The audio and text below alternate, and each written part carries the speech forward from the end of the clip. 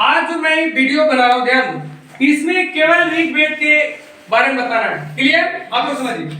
ये ऋग्वेद की रचना किसने किया था? किसने किया था? अब इसके 10वें मंडल में वर्ण मिलता है। क्या मिलता है? तो वर्ण हमारा 4 है। वर्ण कितना है? 4। हालांकि वर्ण में बहुत एकता का बहुत दिखाया है कि ब्रह्मा जी के हम लोग संतान थे और मुख से ब्राह्मण पैदा हुआ, भुजाओं से क्षत्रिय, कमर जान से वैश्य और चरण से शूद्र। यानी एकता के प्रतीक। हम लोग क्या है? शरीर का एकता का प्रतीक। कई लोग इसको बवंडर बाद में आया, वो गलत लिख दिया, लेकिन ऐसा कुछ नहीं। अब मैं बताता हूँ ये क्या है, कर्म के अनुसार, जन्म के अनुसार नहीं।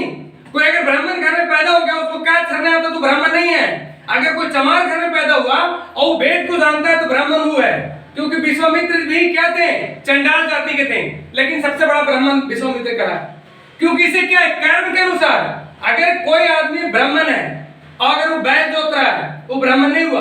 कोई ब्राह्मण है और मांस मदिरा खा रहा है तो उसको ब्राह्मण नहीं कह सकते हैं। कोई अगर शूद्र है, मांस मदिरा नहीं खाता है और वेदों को जानकारी रखता है तो उसको हम लोग ब्राह्मण कहेंगे। ठीक है? जन्म से कोई ब्राह्मण नहीं होता। क्लियर? तो ब्राह्मण का मतलब क्या? जो वेदों का ज्ञाता। क्या? जो वेदों का ज्ञाता हो। फिर क्या है? जो पूजा पाठ करे। ठीक है? पूजा पाठ करके ठग भी लेता है। मैं ठगना भी लिख दिया था, लेकिन ठगता है। फिर जिसको क्या है? 5 वेद की जानकारी हो। क्लियर? लेकिन पहले के ब्राह्मणों में चीज नहीं था, ठग मचल नहीं था। आज के हो गया क्या? इन्हें 9 ग्रह पर चढ़ा जजमान, फिर यहाँ पैसे चढ़ा जजमान। बताओ, भगवान के पास पैसा कमी है जी? कह लो 5 के चिल्लर चढ़ाता है। ये चिल्लर गिन के भगवान क्या करेंगे? ये सब ठगना है। ठीक है? दूसरा क्षत्रिय। क्षत्रिय को काम था युद्ध लड़ना। क्या था? युद्ध लड़ना। ये क्षत्रिय में चाहे शूद्र हो चाहे जो भी हो, जो युद्ध लड़ता तो उसको क्या बोलते थे? क्षत्रिय। अरे वैश्य। वैश्य व्यापार करना, खेतीबाड़ी करना, पशुपालन करना। अब तुम कहेगा उसमें व्यापार क्या चीज का होता था? गाय, भैंस, बकरी, मतलब कुत्ता नहीं, घोड़े, ये सब होता था। ठीक है? सुनो, दूध दही का ये सब का व्यापार होता था। यानी कि उसमें कुरकुरा और मोबाइल और गाड़ी का उसमें बिजनेस नहीं होता। अब रही बात शूद्र।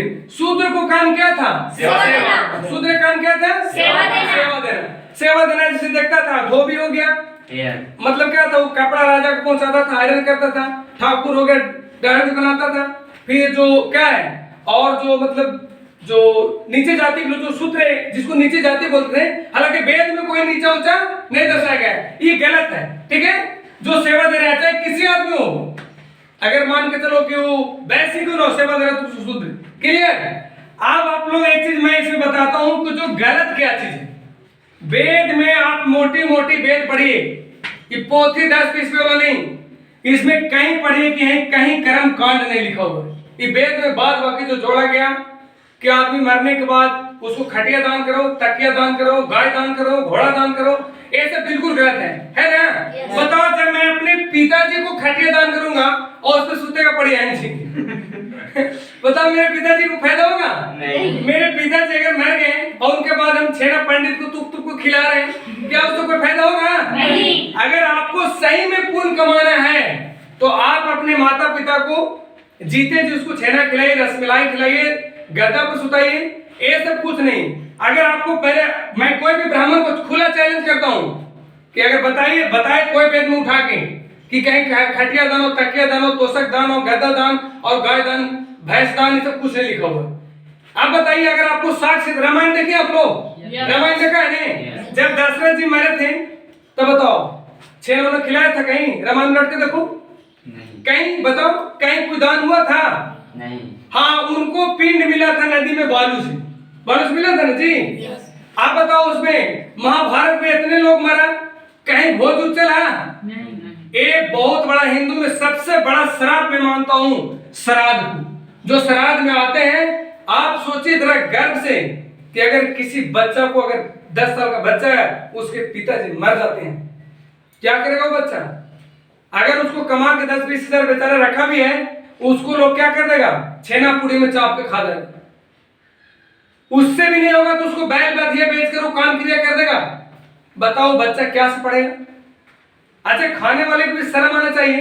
मैं चैलेंज करता हूं, खाने वाले को भी शर्म आना चाहिए कि वो खा रहा है और बताइए, अगर ठीक है तुम खाने गया, कोई बच्चे या कोई गरीब आदमी उसको 200 दान नहीं दे सकता है, खा के आएगा और क्या बोलेगा, साहब तो ठीक है लेकिन 6 में खराब है।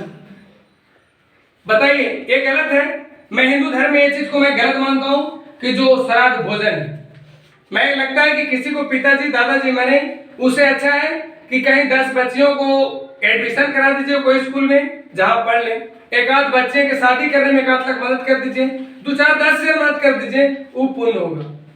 और ये तकिया और गद्दा दान करने से कोई फायदा नहीं है, ये बिल्कुल गलत है, मैं गलत कहता हूँ इसको। और ये कहीं वेद में नहीं मिलता है, ये 5-10 रुपए लोग पोथी में बाहर से छप गया, और कुछ वेद बाद में आए जो मनुस्मृति है, उसमें भी बहुत गलत गलत चीज लिखा हुआ है, लेकिन पहले वाले जो पुराने वेद है, गीता है, रामायण में ये सब चीज नहीं लिखा हुआ है। अगर आप लोग देखना हो तब तो यूट्यूब का जमाना है, रामायण देखिए, महाभारत देखिए कि किसका किसका श्राद्ध हुआ, किसका किसका श्राद्ध में 6 बटा है, कहीं ऐसा? तो हम लोग को समझ जाना है कि वर्ण, और जो वर्ण है किससे, कर्म के अनुसार पे, जन्म के अनुसार पे नहीं। अगर कोई ब्राह्मण घर में जन्म हुआ है और वो काम शूद्र के करता है तो क्या वो चंडाल है, उसको क्या बोलते हैं, उसको चंडाल बोलते हैं, ब्राह्मण नहीं है। क्लियर? वर्ण कितने हैं?